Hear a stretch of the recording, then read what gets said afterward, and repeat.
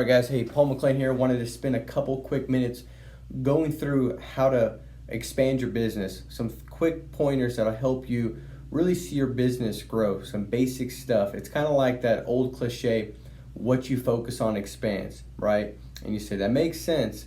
Well, are we putting that same attention, that same harness focused on our business? And so it's kind of like the sun. When you get out there into the sun and the sun's hitting you, you get a sunburn. You focus it with a magnifying glass, you get a hole in your leg, right? And so what I've seen is when my focus is just, it's narrow, it's right on specific things, it's not skewed looking at all kinds of different things in my business, and I got the right expectation, my business grows. And so one important thing to do and to look at, one important activity to make a part of your daily routine is looking at your group. And so the first step is, how do you draw your group out, right? What does that look like? And I think if you're not doing this, you don't really know what your group looks like. It's like you're not focused on it, so it's hard to expand it. You don't know where to put your energy at.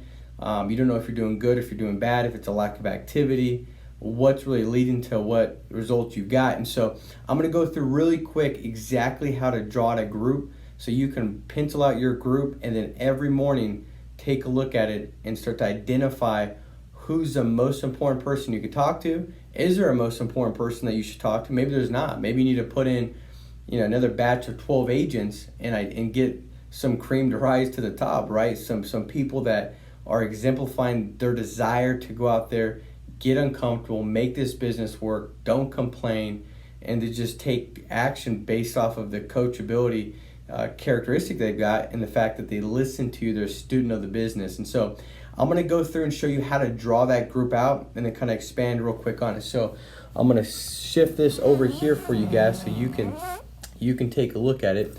And so when drawing out the group, and I'm going to draw out the team, a couple agents in the base shop in the group right now. So if we look at it in my group, you always want to draw the sharpest to left and the weakest to the right. So I would put Teresa down because she hit sales manager and she hit close to 100,000 in issue paid volume.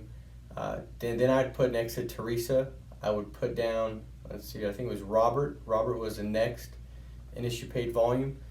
Next I would put down, I think it was Nate and Kelsey, or it might have been Ethan. It was close. So we'll put Nate, I think it was Nate and Kelsey, and then we'll put Ethan next to that. And then we had a lot of other width as far as John DeVries and a lot of new agents that came on board and started writing business. But if we look at, let's just say this is the group here. Then I'm going to put from left to right in Teresa's group, who's sharpest, right? Same thing in Robert's group, who's sharpest, left to right. And so I'm drawing this out from left to right. The goal is this. When you look at your organization, maybe you don't have somebody that you've identified that's like the sharpest one yet. The goal is to get 12 in as quickly as possible. So if this is me, my goal is to get 12 in as fast as I possibly can. So 4, 5, 6, 7, 8, 9, 10, 11, 12. Once I've got the 12 in, what I know to be true is this. Of the 12, I'm going to have 4 that are actually going to do something. So typically 4 will do something. So we'll just say it's these 4 right here. So we got this person is going to do something, this person, and this person. Of the 4 that are going to do something, one's going to be like the superstar. That person's going to go out there. They're not going to be a one-hit wonder. They're not going to write 2 policies and fall off. They're going to continue to write business. That might not be 20,000 right away, but it'll eventually lead to 20,000 in the future. They're also going to be a person that does the characteristics and the actions and that you're doing. They're going to basically model the activity that you're doing each and every single week. And so they're going to go out there and they're going to hire as well. Their goal is to get 12 in as quickly as possible. And then once you've identified, who's going to be the best one in that group, they're going to have some sell as well. And again, you're looking for the superstar. And then that person, so it's not rocket science. But the thing is this, you've got to know that that's the expectation. That when you're building your organization and you're building your business, that the goal first is to put a batch of 12 in. And then in that batch of 12, you're going to find the 4 that are actually going to write some business. And then in those 4, you're going to find the one superstar that you're going to want to spend most of your time with, that's going to be active and doing what you're doing. They're going to go out there and get leads, make sales, hire agents, get those agents leads. They're going to go out there to sell. They're going to hire agents, and it's just exponential growth. And so the first goal is identifying where are you at. Now, for me, when I look at the group, my goal is always to have consistent group of 12 coming in. And so in the beginning, I was the one that was bringing in those 12 agents and identifying. Now that we've got a good sized organization doing 1.6 million, I got to step back and now have Nora go ahead and add the 12, and then I identify who's the best one of those 12 to work with. Now, what shows that they're going to do something? What's their action, right? And so you can't will anybody to do anything. And what I found is this, like if you think, like if I think about Teresa, Robert, Nate, Ethan, I don't think that I was the one that was like giving you calls in the morning, hey, wake up, it's time to go to work. I'm pretty confident you had that internal will and desire to go out there and make this thing work regardless of what outcome or results you were getting. You were doing the work, you were going to make it happen. And so I didn't have to call you and remind you of all the conference calls. I mean, I plugged you into the system and I worked with you because you were working. And we lose track of that. You know, the longer the time elapses from us finding that person that just is going to go get after it and start going, we start to diminish the belief in the fact that this is the truth. The truth is plug in 12 as quickly as possible.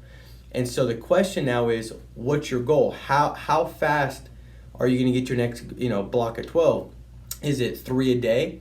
And so in 4 weeks, you've got another batch of 12 that you're working with. Is it 4 a week? And so in 3 weeks, but have that goal. How many contracts are you going to get? Now, this isn't pre-licensed people. These are licensed people. So what happened is when you get your 12 contracted agents, you're going to have a ton of other people that are in class. And then what happens is all of a sudden, it's kind of like when you're an agent. The best way I explain it, I was just talking to a new person. I said, when you're 12 months in, the first 12 months, it's kind of a dogfight. And then you hit 12 months and you get 25% organic increase in pay because a 25% back end commissions start to pay you out. It's the same thing. And the filtration of you going through and plugging in and getting 12 people in, all these people that are going to be coming into class, because to get every contract, it might take you 4 people that are not contracted. You get them into class and then you get the one person contracted. You'll start having them pop through. And so you're still getting your, say, 2 hires a week that are contracted. And all of a sudden, 60 days, 90 days later, you're bumping up to 4 contracts a week because you now got the people that were in class getting through class as well with their licensed, passing their tests and getting moving. So the goal again is how quickly can you get your 12 put in. And now when you start looking at the organization, you want to start identifying what conversation should I have with these people. The conversation is really simple. It's, hey, we got an event coming up. You should definitely get there. How many people can you bring to that event?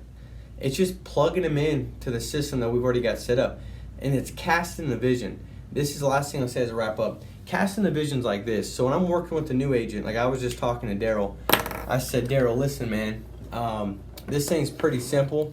The way I got started, I focused on selling, going out there, booking as many appointments as I could, getting in front of as many clients as I could, and making money in what I could control, which was my activity. But I wasn't confused that I was going to build a business, and I wasn't going to delay. If it made sense to build a business in the future, it made sense now that I need to get after it. I need to start doing what I can do. What did that look like in the beginning? Just reaching out to a couple people, reaching out to my warm market. I had about 50 people I'd written down on a piece of paper for me to reach out to. One of those happened to be Andrew Taylor. And I talked to him 2 weeks into this business. And so it wasn't a multi-level marketing call. It wasn't some pitch on like pyramid schemes. It was, listen, this isn't multi-level marketing. I'm reaching out to you because I just got my license in financial services.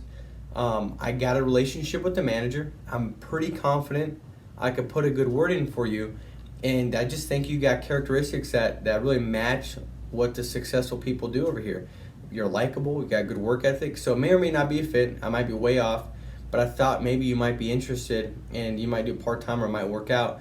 I'm going to shoot you a video, a webinar. Could you watch it? And again, this is just so you have an idea of what it is, and then call me back, right? You can do it that way, or you can say, I'm gonna have my manager reach out to you because he's more credible to have a conversation about the business with you and see where it goes. But the main thing is having those conversations with the new hires, like I did with Daryl. And how do I get him excited about it? I show him the picture. I say, listen, let's just say this is you, Daryl. That's you right there.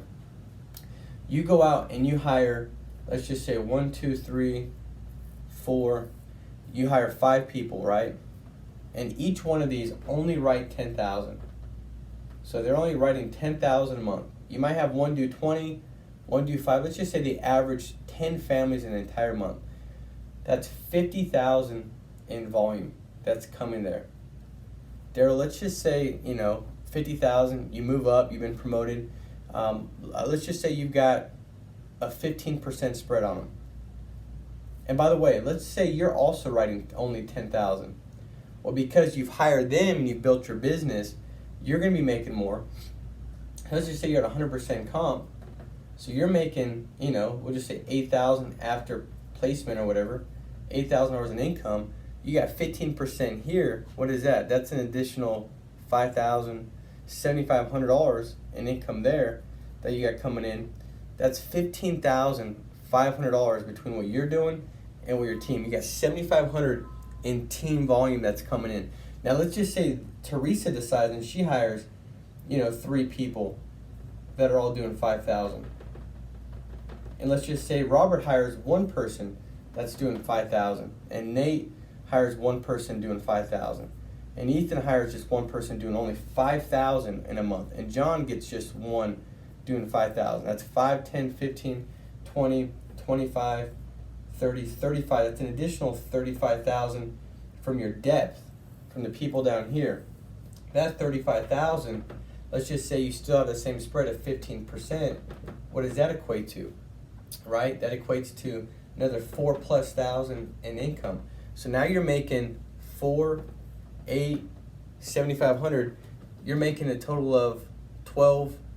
It's close to $20,000 in income just by hiring 5 people that can go out and write that. Because don't you think they'd want to do the same thing and hire a couple agents as well?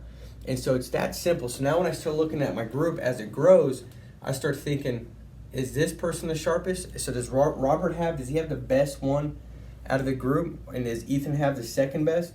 Well, then I start spending my time there helping them drive depth and hire more agents. I'm just telling you, this is how you build a massive organization. And you've got profitability. You've got bigger spreads. They're just getting started. You got profitability. In depth, you've got security. I'll give you an example. Like Andrew's organization does over $1 million in volume. We're at the same, comp because he's hit over 300,000. I get 1% bonus on his volume, which is like $10,000 a month, plus also the additional volume that increases puts me in a higher percentage. So let's just say 14, 15,000, right? Well, if I've got 1 producer doing 40,000, right, and I've got a 25% spread, I'm making just as much as I am off of $1 million in volume, except Andrew could have 12 people get the swine flu, right? And my income's not going to change at all because it's such a large number. But the 1 agent gets the flu and that income's gone right away.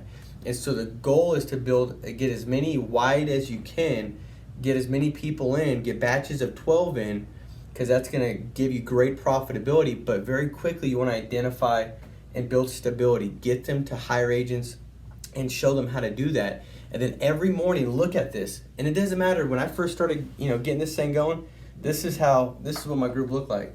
It was me. So it was me right there. And I started thinking, okay, I'm sick of looking at just me, so how can I hire somebody else? But you want to stare at it and look at it, and then you can figure out what's the most important task can I do today. Post Craigslist ad, ZipRecruiter. The goal is what you focus on expands, and realizing that it's all ratios, and this is exactly how it's going to map out. So look at your group, draw your group out, ask yourself, who do I need to have a conversation with, and what's the most important conversation that I could have with that person that's going to help them grow their business and take it to the next level. Guys, I'm telling you, it's game time. We're in the harvest season. Time to go out there and get aggressive, get excited, and build this business massive. I mean, Family First Life, 150 million, blew the doors off. In the beginning of the year, it was one of those goals that was like lofty, like I'm not too sure, and we're blowing past it. We're gonna do, as an organization, over 16 million this year. There's tons of stories. I want you to be a story of going out there hitting VP and crushing it. So anything I can do, let me know. Make it a massive week.